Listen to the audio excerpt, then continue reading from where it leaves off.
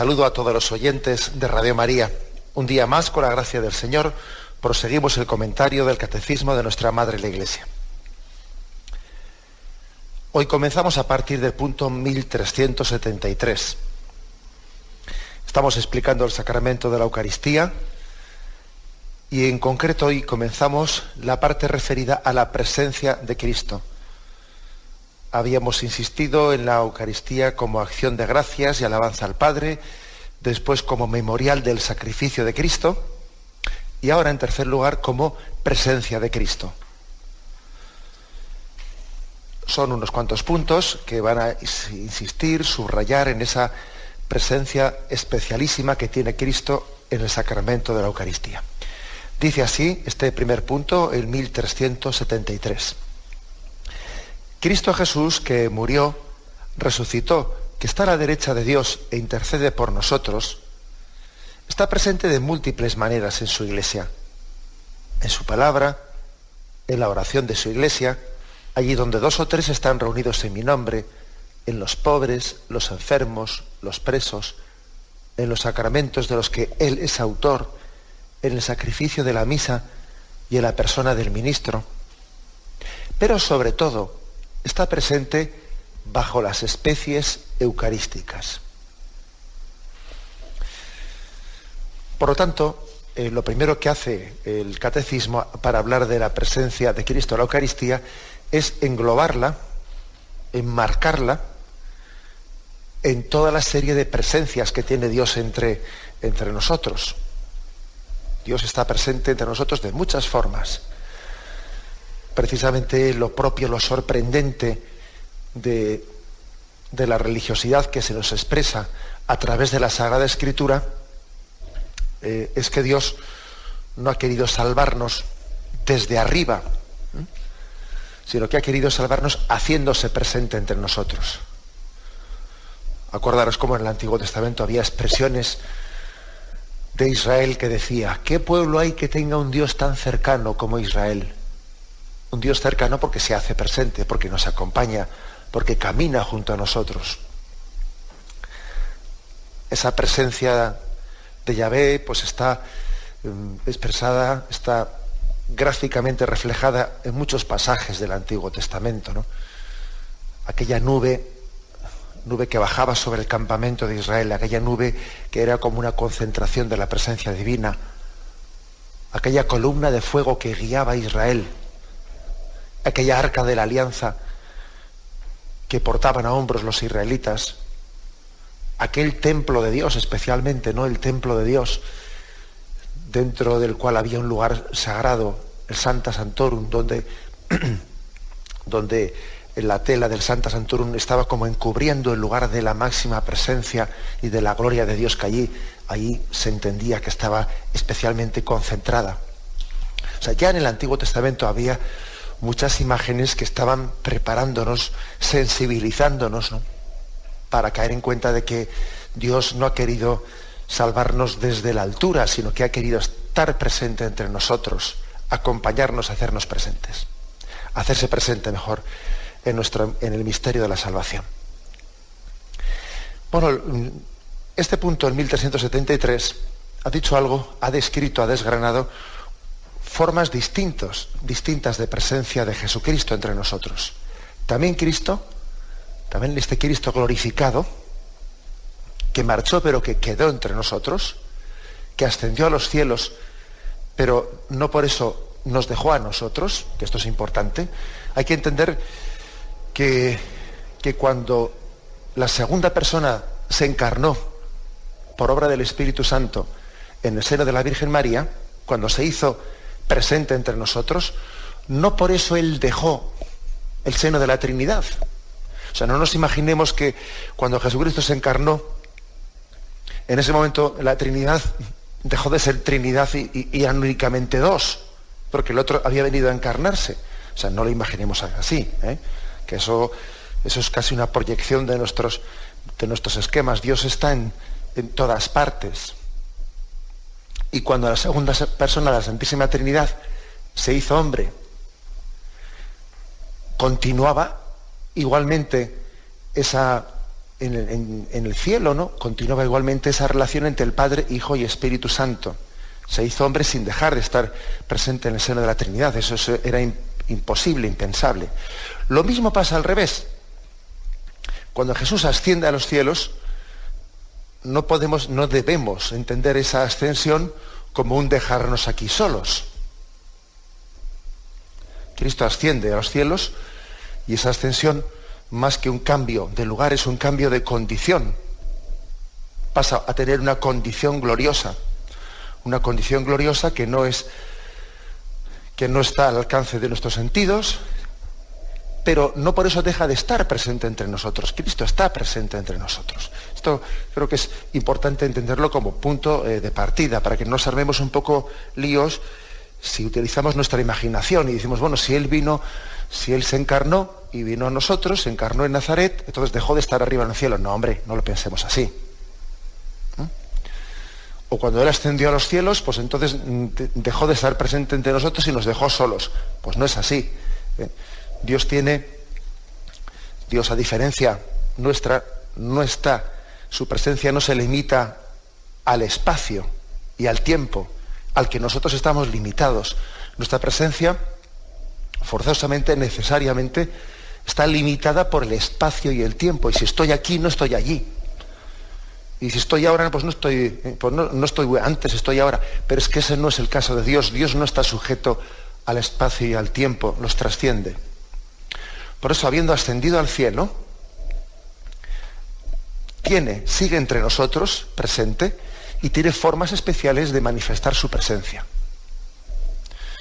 Bien, es un principio pues básico básico para no hacer una imagen de la presencia de Dios o de la encarnación o de la ascensión al cielo, pues un poco podríamos decir cosificada o caricaturizada desde nuestra visión limitada del espacio y del tiempo. No hagamos una caricatura de los hechos salvíficos de Dios desde nuestra pobre limitación de espacio y tiempo.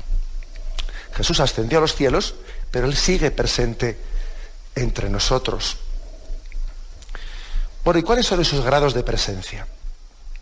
Este punto del catecismo viene a recoger, pues, cómo en la Sagrada Escritura se habla de distintas formas presentes del Jesús glorioso. Una forma de presencia es a través de su palabra. Y aquí lo va desgranando, ¿no? Una por una. Otro a través de la oración, de los pobres, de los enfermos, los presos. Bueno, antes de entrar a describir un poco esto, caigamos en cuenta que lo de los grados de presencia, que existan grados de presencia, algunos más fuertes que otros, eso, pues no únicamente no tiene que ser visto con malos ojos, porque uno puede decir, bueno, ¿qué es eso de grados de presencia? Cristo está presente en todas esas formas y ninguna es superior a la otra. Bueno, pues eso no es cierto. Sí que hay formas de presencia que son más fuertes, más plenas que otras. También nosotros, cuando decimos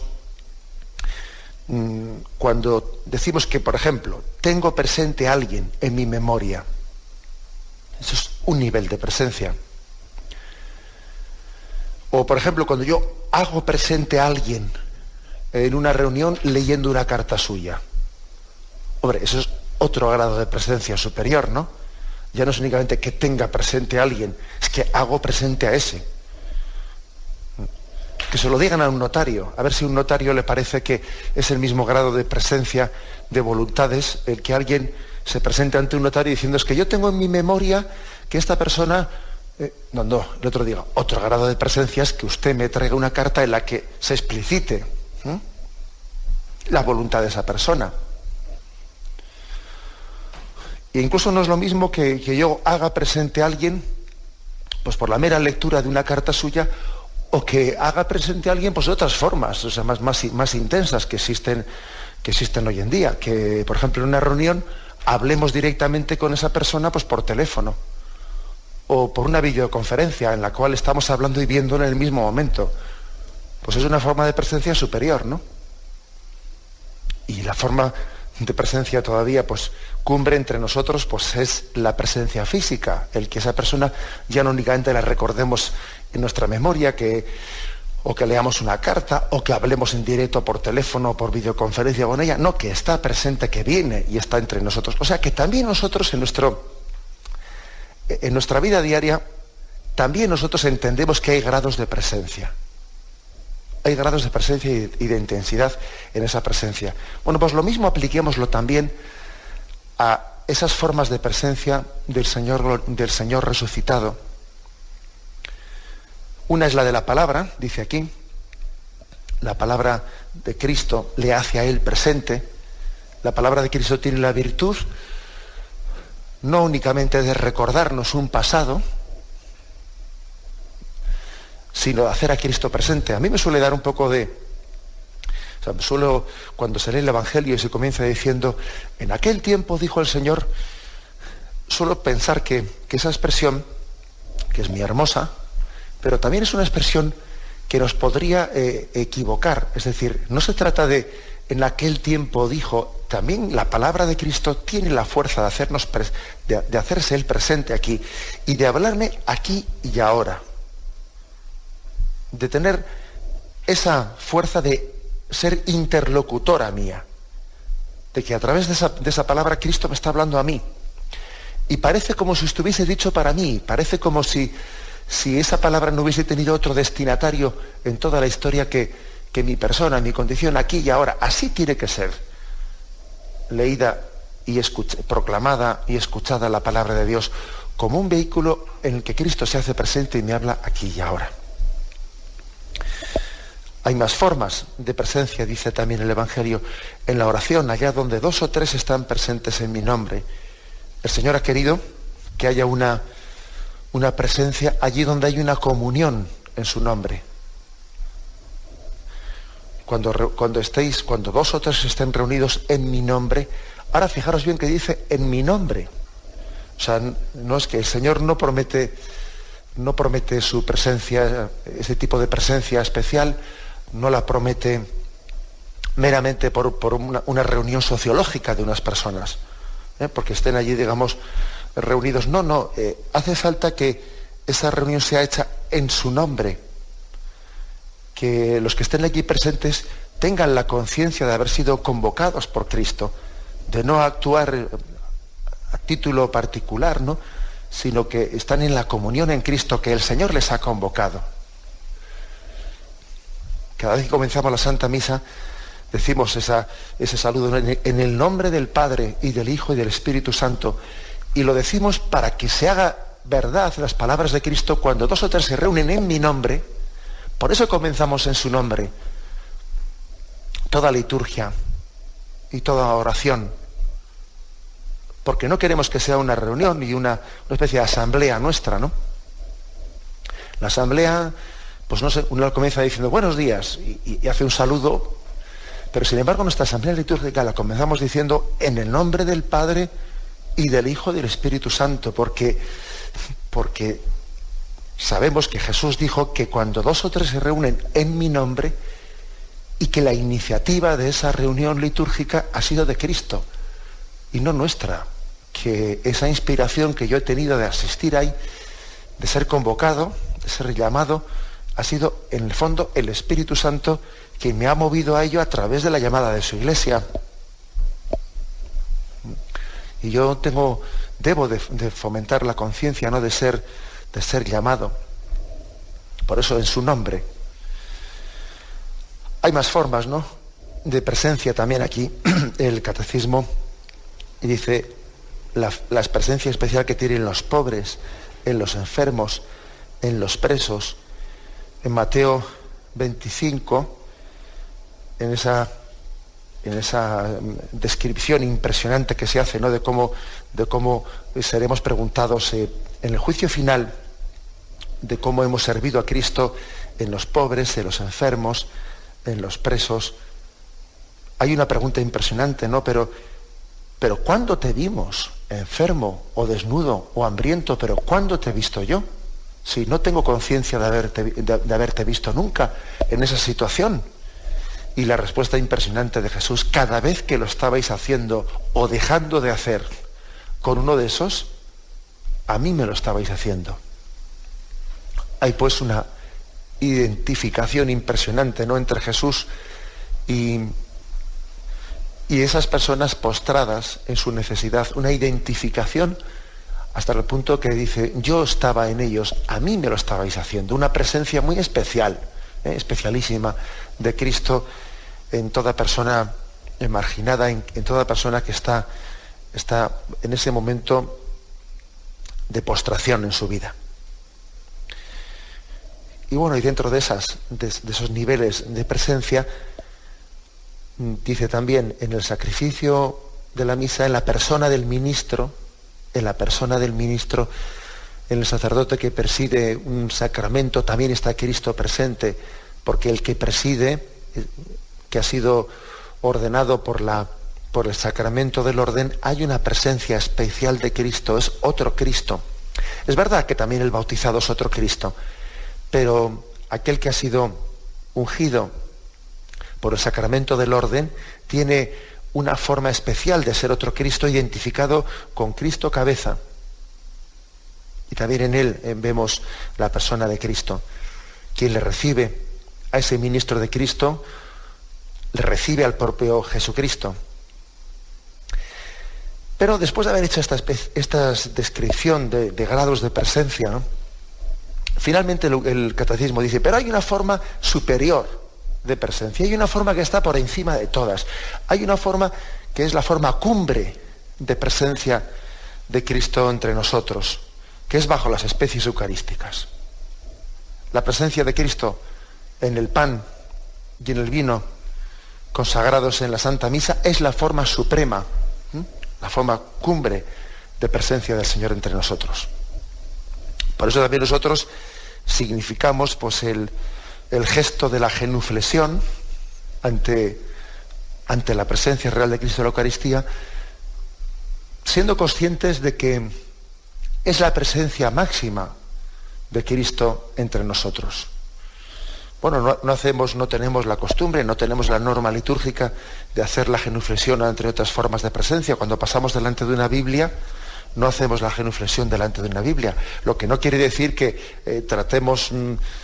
que podamos tratar sin decoro la Sagrada Escritura. Siempre es conveniente que sea también expuesta y también sea venerada con un signo de respeto, o lo mismo, digamos, de otras formas de presencia. No hacemos la genuflexión delante de un sacerdote, aunque sea un ministro de Cristo, no. Tampoco hacemos la genuflexión delante de un enfermo, lo cual no quiere decir que no hacer la genuflexión delante de un enfermo o delante de un preso. Eso no quiere decir que yo en ese beso que le doy, por ejemplo, a un enfermo, en esa caricia que le hago, no la estoy haciendo a ese Cristo viviente que está en él. El hecho de que reservemos la genuflexión, esa postración, esa adoración, que la reservemos para las especies eucarísticas ante el pan y el vino que han sido consagrados, y con eso queremos enfatizar que estamos ante la cumbre de las presencias del Cristo glorificado entre nosotros. Este es lo que en el punto 1373 pues entendemos que es la esencia, la esencia máxima, la forma máxima de presencia de Cristo entre nosotros. Lo reflexionamos y continuamos enseguida. El punto 1374 continúa de esta forma. El modo de presencia de Cristo bajo las especies eucarísticas es singular. Eleva la Eucaristía por encima de todos los sacramentos y hace de ella como la perfección de la vida espiritual y el fin al que tienden todos los sacramentos. En el Santísimo Sacramento de la Eucaristía están contenidos verdadera, real y sustancialmente el cuerpo y la sangre, junto con el alma y la divinidad de nuestro Señor Jesucristo, y por consiguiente Cristo entero. Esta presencia se denomina real, no a título exclusivo, como si las otras presencias no fueran reales, sino por excelencia, porque es sustancial, y por ella Cristo, Dios y hombre, se hace totalmente presente. Bueno, como veis, aquí el catecismo hace una explicación que es muy, muy aguda, ¿no? El hecho de que digamos en nuestra tradición católica que creemos en la presencia real de Cristo en la Eucaristía, eso no debe ser entendido. Bueno, esta es la real, las otras son las menos reales, o son un poco más las irreales. No. El hecho de que aquí se hable de presencia real, pues no debe de ser interpretado equivocadamente de esa forma, contraponiendo a las otras presencias como si las otras no fuesen reales.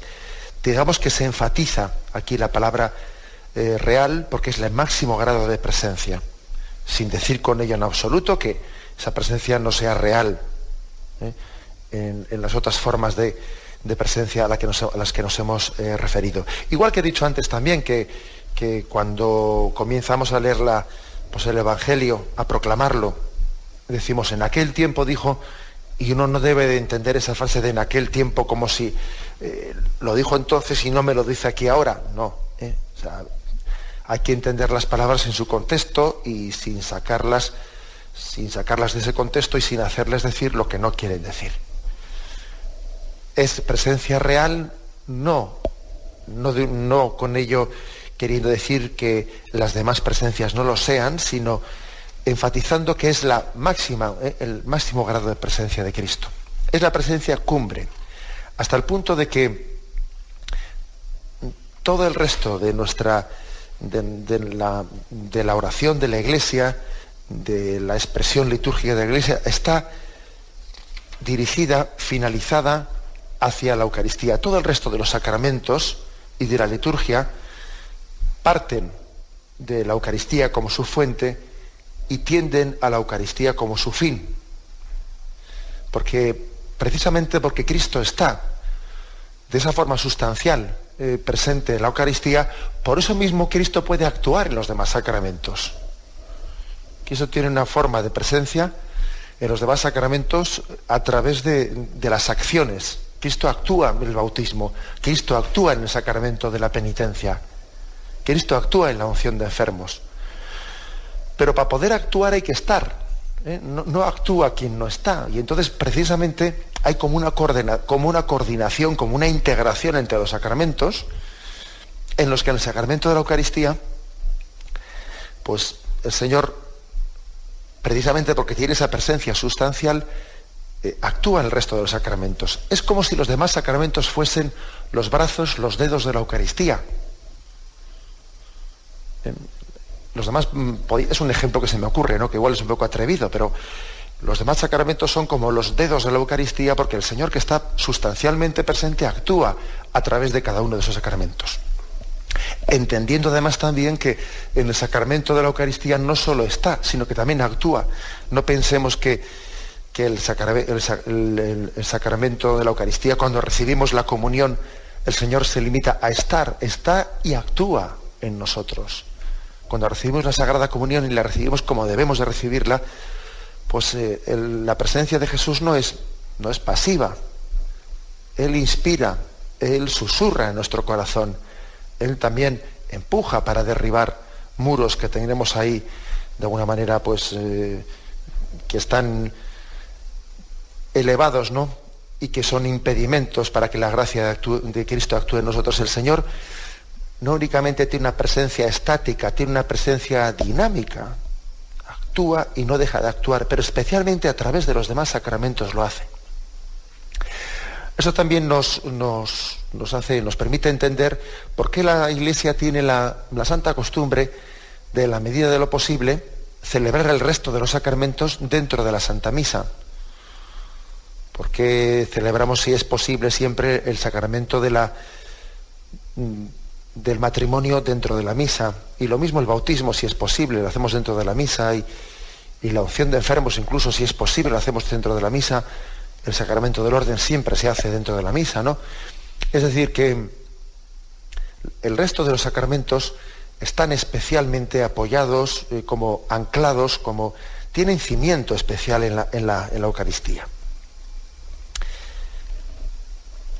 Y este punto del catecismo explicita esta presencia sustancial.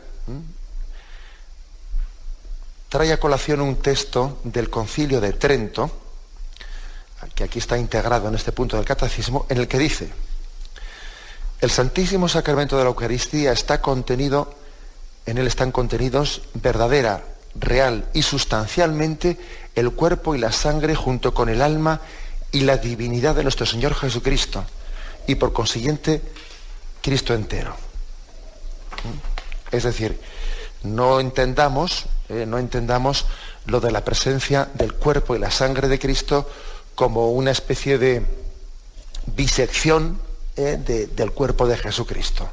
No lo entendamos así.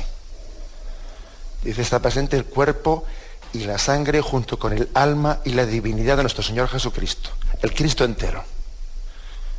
Sería un error pues el hacer una aplicación absolutamente cosista o fisicista, perdonad por estas palabras, pues de la presencia real de Cristo como si estuviese un cacho del cuerpo de Cristo aquí y aquí otra parte. No. Si nosotros decimos que Cristo entero está en la especie del pan, bajo la especie del pan, y Cristo entero está bajo la especie del vino, no pensemos que bajo la especie del pan está una parte de Cristo y otra parte está bajo la especie del vino. Eso sería una imagen fisicista de la presencia de Cristo. Y no olvidemos que la presencia de Cristo no es presencia física, que es presencia metafísica. Que no es presencia física en el sentido que uno pueda meter ahí un telescopio de laboratorio y allí analizando el pan ver ahí presente. No es una presencia físicamente comprobable. Es una presencia metafísica de una manera similar, si me permitís el ejemplo, una manera similar a la presencia del alma en nuestro cuerpo. El alma está realmente presente en nuestro cuerpo. Sin ella nosotros no somos seres humanos. Sin el alma el hombre no tiene su condición verdadera, su condición actual. Sin el alma el hombre ni siquiera estaría vivo. Bueno, pues eso mismo aplicarlo a la Eucaristía como ejemplo. Como yo sé que todo ejemplo pues hay que tener cuidado porque uno no puede aplicar las cosas literalmente, pero sirvámonos de este ejemplo. El alma no tiene una presencia física. El alma para nosotros entendemos que es una presencia metafísica que está más allá de las leyes físicas y materiales, pero está realmente presente. Bueno, pues también la presencia de Cristo bajo la especie del pan y del vino es absolutamente real y sustancial, aunque no físicamente comprobable. Entonces no nos armemos un lío pues con la presencia de Cristo bajo el pan, el cuerpo bajo el pan y el vino bajo el vino, y la sangre bajo el vino, porque es que el hecho de que el Señor hubiese dejado la institución de la Eucaristía bajo unos símbolos, y parece que el cuerpo de Cristo, al ser también el cuerpo algo sólido, está más significado que esté bajo la especie del pan, y que la sangre de Cristo, al ser un elemento líquido, pues esté más claramente significado bajo la especie del vino. Eso no quiere decir pues que Cristo esté partido y una parte esté en un lado y otra parte está en el otro. La prueba es que la Iglesia siempre ha dicho que cuando alguien recibe el cuerpo de Cristo, sin necesidad de beber del cáliz, o bebe del cáliz de Cristo sin necesidad de recibir el cuerpo de Cristo, bajo el pan, recibe al Cristo entero. ¿Me explico? Recibe el Cristo entero. No pensemos en una presencia física que está ahí Cristo dividido en cachos, como biseccionado. Pues no, eso como os podéis imaginar, hay que purificar un poco la imaginación, porque es una presencia no física, sino metafísica. Y quizás para entenderlo, agarraros al ejemplo del alma que he puesto, que yo creo que ese ejemplo del alma lo entendemos más fácil todos. Es decir, en el hombre hay nosotros no somos meramente una biología. En el hombre hay un alma que ha sido creada por Dios en el momento de nuestra concepción. Cuando fuimos concebidos, Dios hizo un acto de creación e infundió el alma. Y para que yo fuese yo y para que tú fueses tú, ha habido un acto de creación, un alma sustancial. Un alma que tiene una sustancialidad que tan real es el alma como tu cuerpo. Y el día de tu muerte se producirá esa separación de alma y cuerpo, y entonces esa alma comparecerá en la presencia de Dios y esa alma forma parte ahora de tu yo. Entonces, bueno, pues apliquemos ese principio metafísico que está por encima de las consideraciones sensiblemente perceptibles, apliquemos eso a la Eucaristía. Y también en la Eucaristía hay una presencia metafísica por el poder del sacramento de la Eucaristía, y esa presencia metafísica es la presencia, dice aquí, de real y sustancial del cuerpo y sangre junto con el alma y la divinidad de nuestro Señor Jesucristo, es decir, del Cristo entero. Que por otra parte tiene que ser así, porque si es una presencia de la persona de Cristo, es imposible dividir su cuerpo, su sangre, su alma, su divinidad. Todo eso está unido en el Cristo glorioso. Es que el Cristo glorioso no está dividido en partes. Cristo, desde que Él se encarnó, desde que se hizo hombre, Él nunca ya ha vuelto a despojarse, ¿no? A desprenderse. Es decir, Él subió a los cielos con su cuerpo absolutamente formando parte de su yo, de ese yo, de esa segunda persona de la Santísima Trinidad. Por lo tanto, ahora cuando recibimos a Cristo, recibimos en su cuerpo, alma y divinidad. O sea, no pensemos que Él se hizo hombre, tomó la carne humana durante 33 años y luego se desprendió de ella y volvió al cielo. No, no. El Señor se hizo hombre para siempre. Y su cuerpo y sangre, la corporalidad, forma parte del estado actual de Cristo glorioso. Bien, es un cuerpo glorioso, pero es el cuerpo real de Cristo. El cuerpo que tomó en las entrañas de la Virgen María, el mismo cuerpo que fue engendrado en las entrañas de la Virgen María, ese cuerpo que fue alimentado por el cordón umbilical del seno de María. Ese mismo cuerpo está ahora mismo glorioso en el cielo. Con lo cual, vamos a decir que cuando uno recibe a Cristo, pues recibe, como dice aquí el Concilio de Trento, real y sustancialmente el cuerpo, la sangre, junto con el alma y la divinidad, el Cristo entero. Pues porque ese es el Cristo que está sentado a la derecha del Padre y tiene todas esas formas de presencia entre nosotros. Bien, vamos a tener un momento de meditación y continuamos enseguida. El punto 1375 dice: mediante la conversión del pan y del vino en el cuerpo y sangre, Cristo se hace presente en este sacramento. Los padres de la Iglesia afirman con fuerza la fe de la Iglesia en la eficacia de la palabra de Cristo y de la acción del Espíritu Santo para obrar esta conversión. Así, San Juan Crisóstomo declara que no es el hombre quien hace que las cosas ofrecidas se conviertan en el cuerpo y la sangre de Cristo, sino Cristo mismo, que fue crucificado por nosotros. El sacerdote, figura de Cristo, pronuncia estas palabras, pero su eficacia y su gracia provienen de Dios. Esto es mi cuerpo, dice. Esta palabra transforma las cosas ofrecidas. San Ambrosio dice respecto a esta conversión: estamos bien persuadidos de que esto no es lo que la naturaleza ha producido, sino lo que la bendición ha consagrado, y de que la fuerza de la bendición supera a la de la naturaleza, porque por la bendición la naturaleza misma resulta cambiada.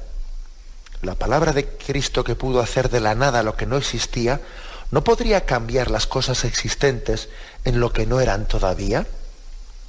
Porque no es menos dar a las cosas su naturaleza primera que cambiársela. Bueno, es por lo tanto, como veis, una referencia del Catecismo a dos textos, uno de San Juan Crisóstomo y otro de San Ambrosio, padres de la Iglesia de los primeros siglos, en los que ellos ya hablaban claramente de ese milagro de la transustanciación, ¿no? Del cambio del pan y el vino, de ese cambio profundo que se produce en el pan y el vino por la fuerza de esa consagración. Aquí lo que se insiste es, en primer lugar, en que lógicamente no es por el poder personal del ministro, del sacerdote, que preside y que pronuncia esas palabras de la consagración. Nunca el sacerdote actúa tan en nombre de Cristo como cuando consagra el pan y el vino, o como cuando pronuncia la absolución sacramental del perdón de nuestros pecados. Siempre el sacerdote actúa en nombre de Cristo, ¿no? En todo momento en su vida. Pero especialmente, de una manera muy, muy, muy especial, cuando el sacerdote dice: esto es mi cuerpo que se entrega por vosotros. O cuando dice: yo te perdono tus pecados. Son momentos en los que la identificación del ministro con ese Cristo glorioso, sacerdote, sumo y eterno sacerdote, es una identificación máxima. En ese momento tenemos que ver en ese sacerdote que está pronunciando las palabras de consagración el instrumento del Cristo glorioso, que con su poder hace realmente presente bajo el pan y el vino, pues el cuerpo y sangre de Cristo en este sacramento de la Eucaristía. Recordad que en días anteriores hablábamos de la epíclesis, de ese momento en el que es invocado el Padre para que envíe el Espíritu Santo, y el sacerdote extiende sus manos, ¿no?, sobre el pan y el vino, y extiende sus manos al mismo tiempo que pide al Padre que envíe el Espíritu Santo sobre esas ofrendas. Es un momento en el que nos acordamos de que la fuerza del Espíritu Santo es la que es capaz de producir esa profunda transformación en ese pan y en ese vino, acordándonos de ese pasaje del Génesis en el que se nos dice cómo en la creación del mundo el Espíritu se cernía sobre el caos, se cernía sobre las aguas e iba conformando el mundo. Acordándonos de ese pasaje del Evangelio en el que se dice cómo el Espíritu Santo vino sobre las entrañas de María: el Espíritu vendrá sobre ti y la fuerza del Altísimo te cubrirá con su sombra. Ese mismo Espíritu que se cernió en la creación del mundo, y ese mismo Espíritu que se cernió sobre las entrañas de María en la encarnación, ese mismo Espíritu es el que se cierne, el que hace posible allí la presencia de Cristo bajo las especies del pan y el vino. Es un momento de máxima veneración que creo que tenemos que vivir, pero también por eso la Iglesia pide que nos arrodillemos el momento de la consagración. Pide que nos arrodillemos haciendo este momento de adoración, a esa presencia de Dios que no nos deja huérfanos, sino que prolonga la encarnación entre nosotros. ¿Cómo no adorar en ese momento? ¿Cómo no sentirnos pequeños? ¿Cómo no sentirnos anonadados, ¿no? ¿Cómo no decir: Dios mío, qué grande eres? ¿Cómo tienes esta misericordia conmigo? ¿Cómo tienes la misericordia de estar tan cerca de nosotros, ¿no? Y de atar tu presencia a signos concretos que a veces tratamos mal o con poca delicadeza, y el Señor, sin embargo, ata por su amor, ha querido atarse a nosotros, ¿no? Ha querido ser obediente a esa llamada que los sacerdotes de la Iglesia le hacemos para que vuelva a hacerse presente, y el Señor obedece a esa llamada. Se hace obediente a la llamada de la Iglesia. Eso a mí me impresiona, ¿no? Me impresiona el hecho de que el Señor haya querido dar a la Iglesia el poder de hacer presente a Cristo, y Él está como sometido en obediencia a esa llamada de la Iglesia. Eso supone ponerse en nuestras manos, ¿no? Supone tener misericordia para que también nosotros tengamos una certeza. Claro, de la otra forma careceríamos de la certeza de si el Señor está o no está. Y Él, para que no seamos víctima, ¿no?, de las dudas, para que no seamos víctima de esa falta de conciencia de si el Señor está, Él ha querido someterse a la obediencia de unas palabras en las que la Iglesia convoca al Espíritu, y el Espíritu con certeza acude y realiza esa obra de transustanciación. Es el Dios humilde que parece obedecer al hombre. Dios mío, qué misterio, ¿no? Solamente puede ser entendido esto en la medida en que nosotros, primeramente, pues seamos obedientes a Dios. Tenemos que pedirle mucho la gracia de ser obedientes a Dios, ¿no? De ser obedientes a su palabra, para que después no estemos manipulando los sacramentos pretendiendo que Dios sea obediente a nuestra palabra y nosotros no seamos obedientes a la suya. Sería pues un pecado muy grave por nuestra parte. Que cada vez que celebremos la Eucaristía, ¿no?, y veamos cómo el Señor responde a esa llamada de hacerse presente, eso suscite en nosotros un deseo de docilidad a la voluntad de Dios, ¿no? Bueno, pues esta es quizás la reflexión tan fuerte, ¿no?, de San Juan Crisóstomo y de San Ambrosio. Impresionados ellos por el hecho de que la bendición que pronuncia el sacerdote no tiene esa fuerza, tiene esa virtud de hacer presente a Cristo. El que creó el mundo de la nada, ahora, en este momento, realiza otro milagro de transustanciación, un milagro de transformación. Si Todopoderoso era quien creó de la nada, también Todopoderoso es el que es capaz de cambiar, transformar el ser de las cosas. Y el pan y el vino, siendo respetados en sus especies, en sus accidentes, pasar a transformarse en el cuerpo y la sangre de Jesucristo. Bien, dejamos hasta aquí el comentario, proseguiremos a partir de mañana, si Dios quiere, comenzaremos a partir del punto 1376 y me despido con la bendición de Dios Todopoderoso. Padre, Hijo y Espíritu Santo, descienda sobre vosotros. Alabado sea Jesucristo.